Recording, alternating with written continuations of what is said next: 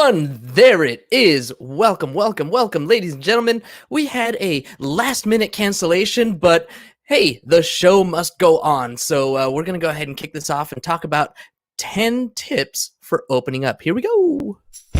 Practicing Polyamory. Real-life perspectives from the imperfect people of polyamory. The mission of the Practicing Polyamory podcast is to provide a platform for all of the real-life, flawed humans that practice polyamory so that we might all learn from one another and grow as a community. Enjoy the show. All right, and welcome, everybody. Thank you all, as always, for hopping on with me here today. Before we jump into the show, just a quick reminder to please subscribe on YouTube. That's what I'm going for this month right now. I want to get to 100 subscribers. As of yesterday, I think I was at 47. So thank you, everybody who has been going over to the YouTube and hitting that subscribe button. If you haven't already, please be sure to do so. You can also find me on all the other social medias at Practicing Poly A. Would love it if you give me a follow there as well. We'll talk about more of that other stuff later on. But for this month, it's all about the YouTube. I want my custom URL. I got to get to 100 subscribers before I can get there. So please head on over to YouTube, search for Practicing Polyamory Podcast, and hit that subscribe button.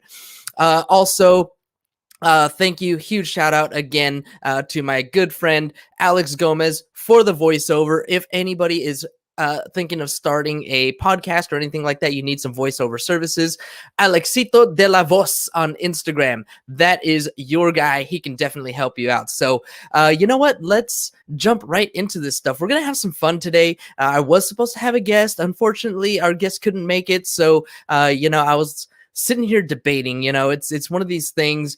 I've done a couple of podcasts before. I do one with my brother every day, Monday through Friday, 4 p.m. It's the Business Bros podcast. And we've done this a number of times where when a guest doesn't show up, we're like, well, what are we going to talk about? We'll find an article and talk about the article. So I was like, hey, I'm just going to do the same thing here because I said I was going to be here Monday through Wednesday, at 2:30. So if I can hold myself to that, then I'm going to. So here we go. Today's article is from, where'd it go? I just put it away here. It is from medium.com.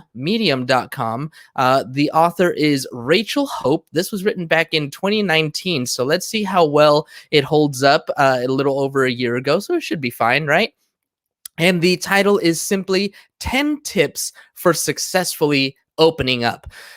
This is definitely something that in our polyamorous community we see all the time, right? This is kind of the default almost, where we have couples that want to open up to polyamory.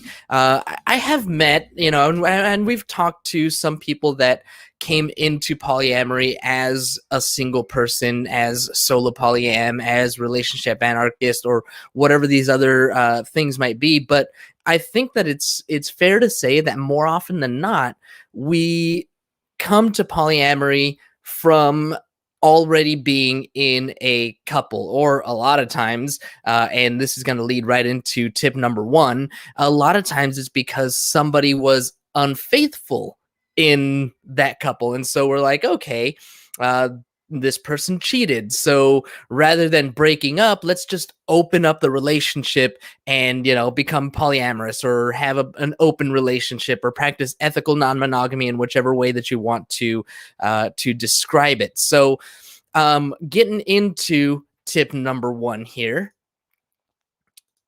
start from a healthy place. Thank you for that.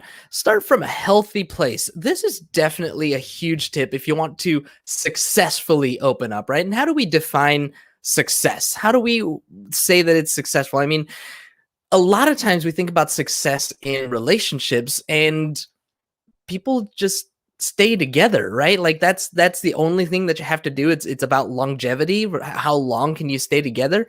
But that's not really what a successful relationship is, in my opinion anyway. Successful relationship is going to be one where you're happy, where you are, joyful in the relationship, not just staying together because you signed a piece of paper and put some rings on your fingers or anything like that.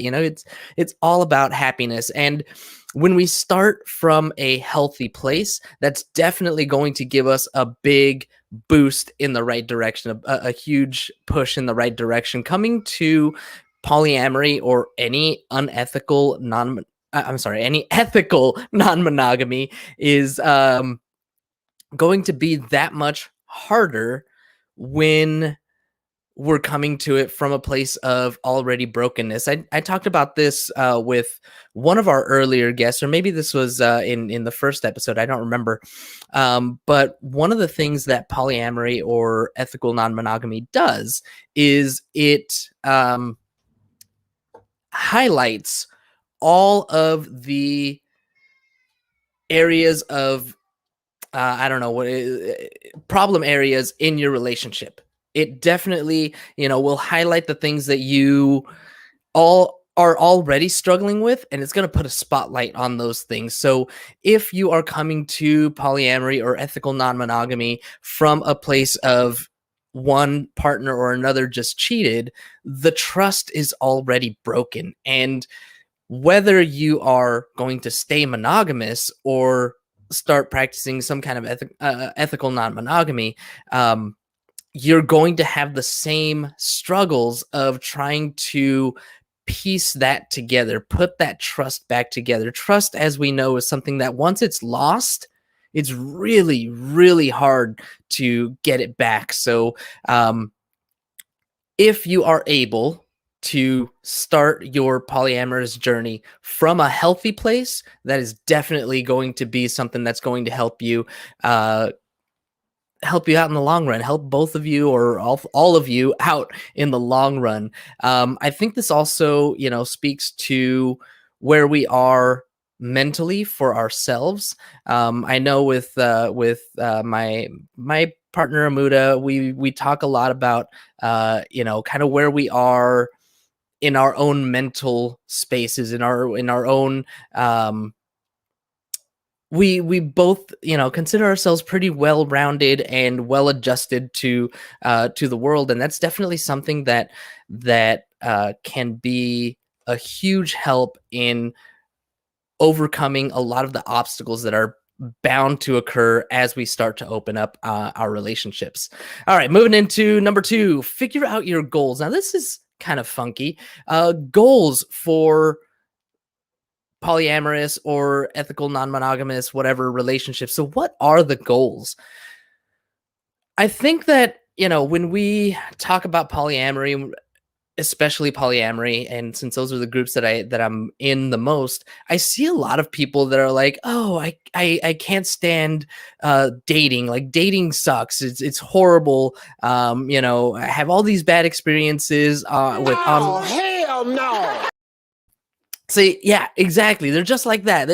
You come to it with this expectation that, okay, I'm polyamorous now, so I can have all kinds of relationships, but the dating pool is even more limited now. So if you thought it was difficult to date when you were monogamous, it's even harder to date now that you are polyamorous, because now you've got all of these additional obstacles. Anybody that hears this idea of polyamory is either going to be like, oh, I didn't even know that was an option, right? Go ahead and hit it. Fine by me. That works too. Or they're going to be like, nope, that is not fine by me. Like, that is not an option. I am not cool with that. I'm jealous. I don't share this and that, whatever. So when we talk about what our goals might be, is our goal to just find another partner because we want to have all of these different partners?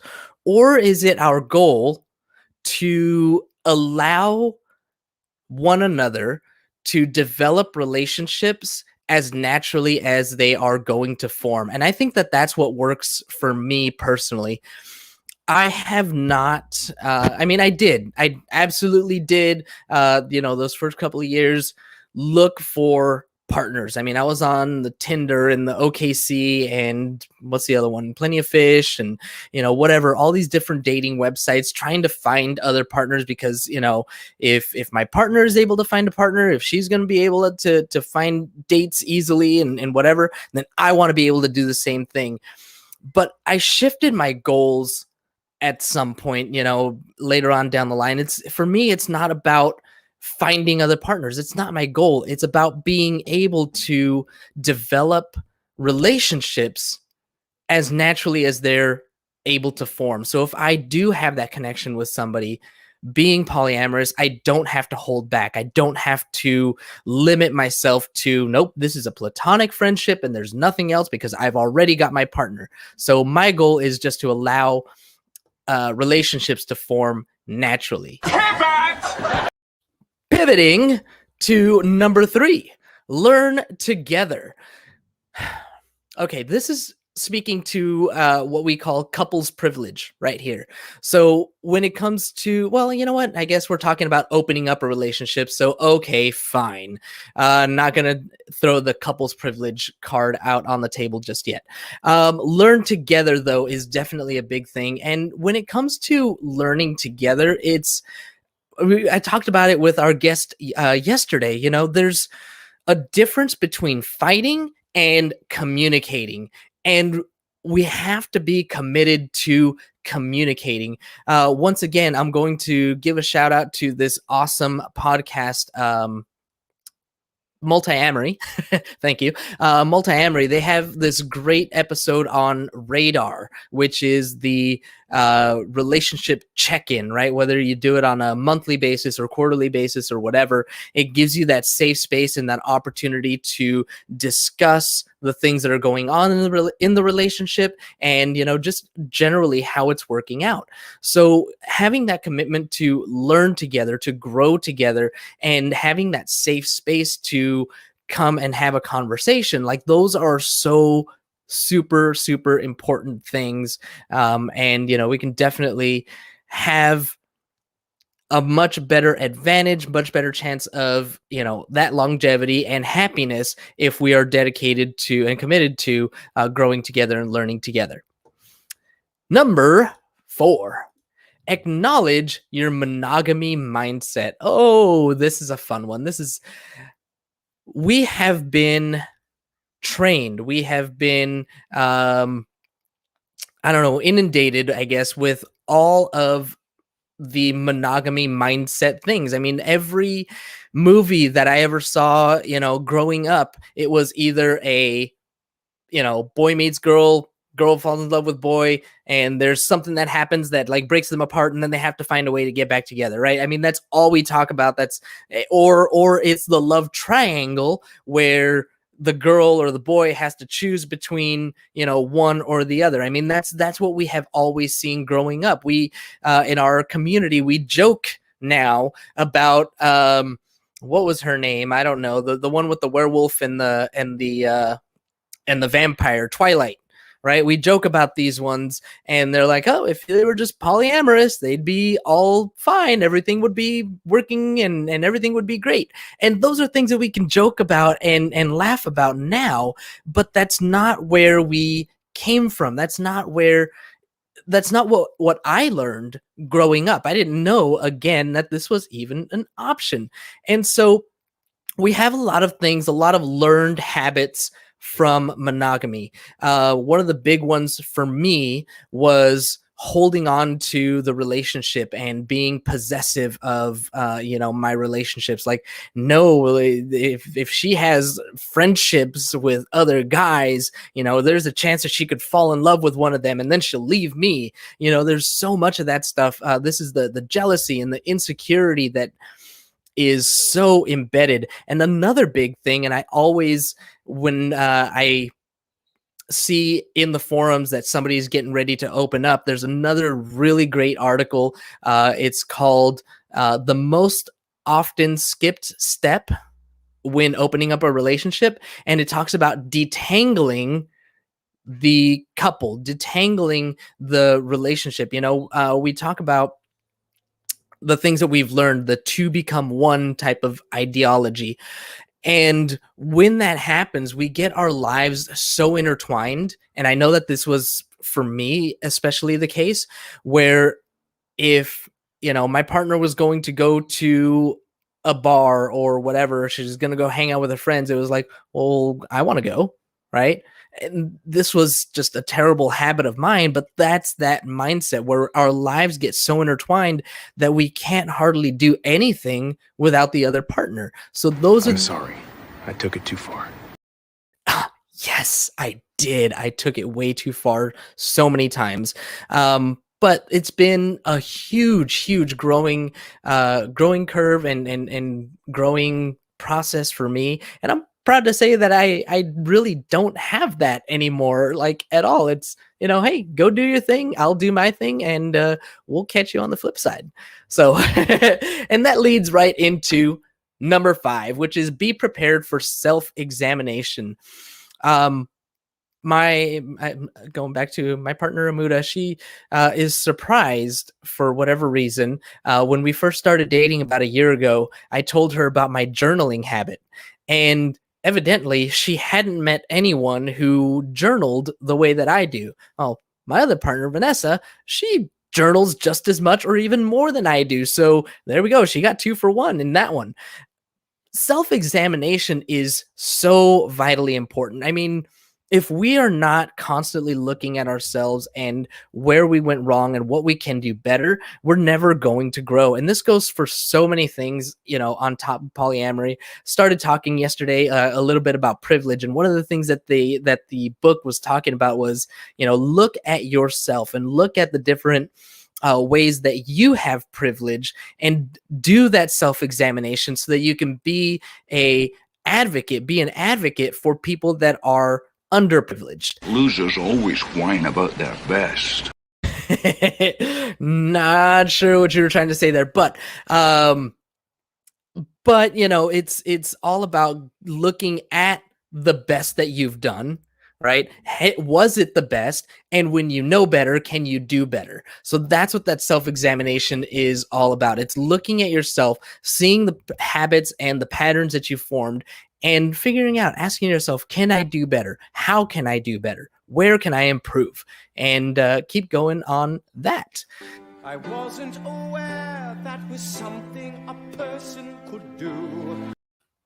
Well, you should be aware that you can self-examine, because it's a thing. We all do it. If you don't have a journal, get one. There's another great workbook if you are dealing with jealousy. It's called the Jealousy Workbook. I forget who actually wrote it, but that's definitely a good one. Lots of journaling, lots of self-reflection, and lots of growth available for you there. So number 6, focus on boundaries, not on rules. We talked again with our guest yesterday about the difference between boundaries and rules. To put it simply as possible, rules are something that you place on another person, whereas boundaries are things that you would place on yourself. So as an example, using the same theme that our guest yesterday talked about, a rule is you can't have sex with anybody without a condom, right? If you break that rule, then whatever, there's going to be consequences. Maybe we won't have sex, or, we're going to start using condoms, whatever. Whereas boundaries is, I will not have sex with anybody that doesn't practice safe sex with other people. So that's a rule that I place on myself. So that's my boundary, whereas the rule is something that you put on somebody else. Focusing on boundaries when opening up a relationship puts that responsibility on me, as opposed to putting the responsibility on my partner. If I create a bunch of rules around what my partner can and can't do, it's bound to cause problems. Telling my partner, you can't go on an overnight date, right? That's a rule. And if you break that rule, then I'm going to be mad, and we're going to have a fight. We're not going to talk, whatever, right? That's a rule.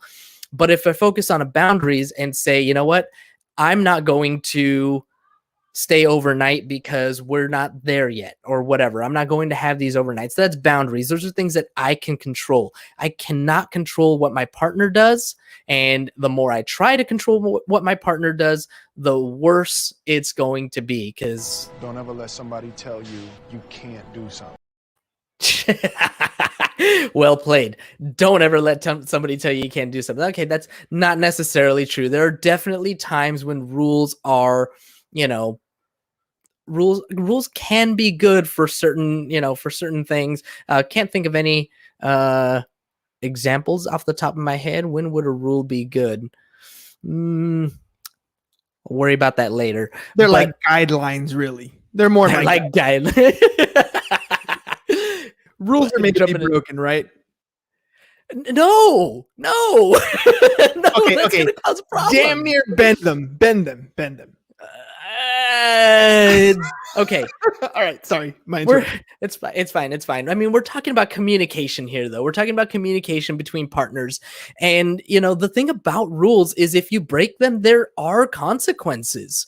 And, it's not about setting rules so that your partner can't do certain things. Like, the more that you try to control a partner, the worse that it's going to end up. It's really about figuring out what works for the both of you, and discovering what each other's ways of practicing polyamory are. Each person is going to be a little different. There are people who deal with jealousy in a different way. Just my story, when I think, I can't remember if I talked about this. I mean, when I had my jealousy fit, I went into a hotel room and kicked a dude out of the hotel room that we were staying in and said, "Yo, date's over. Like, go home." And then, partner and I got in a big fight. Vanessa and I got in a big fight. And, we were at this hotel and I was like outside and like I kicked a newspaper stand and like, broke the glass. Like, it's rules. I say, hold up, wait a minute. Yes. Like, I mean, my brother, who's over here in the background, he knows that I've had a temper since I was a kid. But I like, not now, not like that. But it was some drinking involved, and it was ugly. It was bad. It's worse. It's so much worse. So much worse. I'm getting sweaty talking about it because I'm like, oh, this is who I am. This is what I did. It's ugly. And it is. And that's, those are the things that happen when you try and establish rules and you try to control your partner. So really, again, focusing on boundaries, focusing on the things that are important to me and the things that I can control, the things that I, won't, the things that are affecting me are the things that I can place boundaries on. I can place boundaries on my time. I can place boundaries on how I spend my time and where I spend my time. I can place boundaries on what I'm willing to accept from partners. I am not willing to be with a partner that is unfaithful, right? Because if they're unfaithful, then they could be unfaithful to me. So that's a boundary for me. I am not willing to be with a partner that isn't a good texter, right? Texting is important to me. Like, I want to be able to text and have conversations and all these things. And if I send you a text and I don't hear from you for, 24 hours, it's just not going to work. That's a boundary. That's something that I can control. But placing a rule and saying you have to text me within an hour, like, that's just going to cause a fight. Okay. It's not going to work. All right. Moving on. And look at that. We're talking about make a plan for tackling jealousy. Jealousy is one of the big things, like probably it's the big green monster, right? So the biggest thing when we talk about opening up a relationship, it's I don't share. We can call it being on a break, we can call it all these things, but if we can make a plan for it ahead of time and actually act, and actually act on the plan, we'll definitely have a much better experience. I'll be honest, when we opened up, we didn't have a plan for tackling jealousy. We just kind of figured out we'll talk about it when it happens and whatever. And like I was just talking about, we had one really ugly night, and my jealousy got the best of me. It got out of control, and I was intoxicated and not thinking straight because of jealousy, because of alcohol, because of all these different things, and it put me in a really bad place. And for what it's worth, it kind of had been like a rule broken in that sense too. That like what led to it was kind of a rule broken. It was like, hey, once you get back, like come grab me so we can go to the hotel room. Oh, you didn't grab me and now you ended up in the hotel room. Like, jealousy and anger and alcohol, like all these different things. So making a plan, going back to the radar, when we are opening up a relationship, it's a really good idea to check in often. That episode from Multiamory that talks about radar, when you are first opening up a relationship, probably a good idea to do a weekly check-in. And then, as it progresses, maybe move it off to bi-weekly to monthly. And then, as often as you feel is necessary, which is great. And it leads us right into number 8, which is communicate a lot. Communicate. The 3 rules to real estate are location. The 3 rules to polyamory are communicate. And we talk about this so much in our communities. It's all about that communication, and just there's communication and there's comprehension, right? Because it's one thing to say what you feel. It's another, or think, or whatever, what you're going through. It's another for the person on the other side of it to listen and understand and get where you're coming from, to empathize, all these different things. It is a partnership. When we're opening up a relationship, it is still a partnership. It's not, I'm going to go do my thing, you go do your thing, and we'll kind of come back together when we feel like it. It's so much deeper than that. If you want to really make it work, it's, hey, this is what I'm doing tonight. Is everything okay? How are you? Where are you? Where's your head at? Especially again, early on. What can I do to, make things a little bit better for you? And then it's a lot about taking that personal responsibility and, hey, you go do your thing. I'm going to stay home. I'm going to Netflix this show that you never want to watch with me. So, I'm going to watch it myself. Thank you very much. Have a great night. There's, and then coming back after the date, that's always a good time to have that communication again. There are times, where when that first date happens, that first overnight happens, and you come back together, there's like this tension. There's the knowledge that you were just with somebody else. Like, it might be the first time that you slept with somebody outside of your marriage, and you come back into the relationship. I say marriage, but I should just say relationship. You come back into the relationship and there's tension. Those are those times. I mean, part of the communication might be, hey, I need like a day to get my mind back together, because there's a lot going on right now. And if we have this conversation right now, it's not going to end well. Right? It's going to turn into a fight. I need some space. That is still communicating. Communicating that you need space is okay. Right? And then you just, when you're ready, you come back and you talk about the feelings, you talk about everything that happened during that time. Some partners like to talk about the details. Make sure that you have that other partner's okay, right? You like don't just start spewing off details and the other partner isn't aware that you're telling all the details. Like, that's not cool. But talk about it, get into as much detail as you're able to, or want to know, get into all of these different conversations. Communicate. Feelings are important. You're going to get through it easier if you talk about all those things. Number 9, remember, it's okay to take 2 steps forward and 1 step back. Well, 2 forward and 1 back is still progress, right? You're still making headway. You're still headed that direction. As my good buddy always says, life only moves in one direction. So, be committed be committed if that's what you want to be. Polyamory is not an easy journey.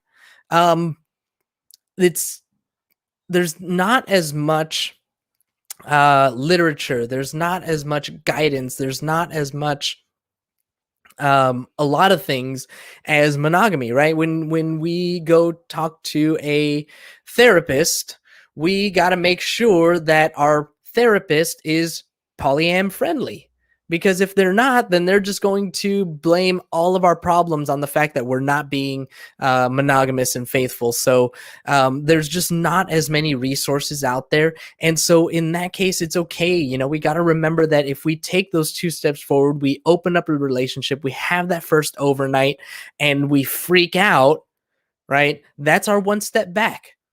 Let's go back. Let's communicate. Let's talk about the things that happened. Let's talk about what we can do to make things a little bit better the next time. You know, it's okay to stay on target, right? Luke Skywalker, stay on target, stay on target. It's going to be okay. Just keep with your partner, keep moving forward, keep, you know, those lines of communication open. And, you know, eventually it's going to be okay. And last, number 10, don't forget to breathe. I think I need to remember that sometimes when I'm doing a solo podcast, because I definitely feel like I was rushing through some parts of it. You know, I'm over here. I don't do the solo thing very often when not going to talk about the podcast. Don't forget to breathe. Don't forget to breathe in your relationship. Let's talk about that. Don't forget that it is a journey. It is not something that you are going to wake up and all of a sudden be an expert in.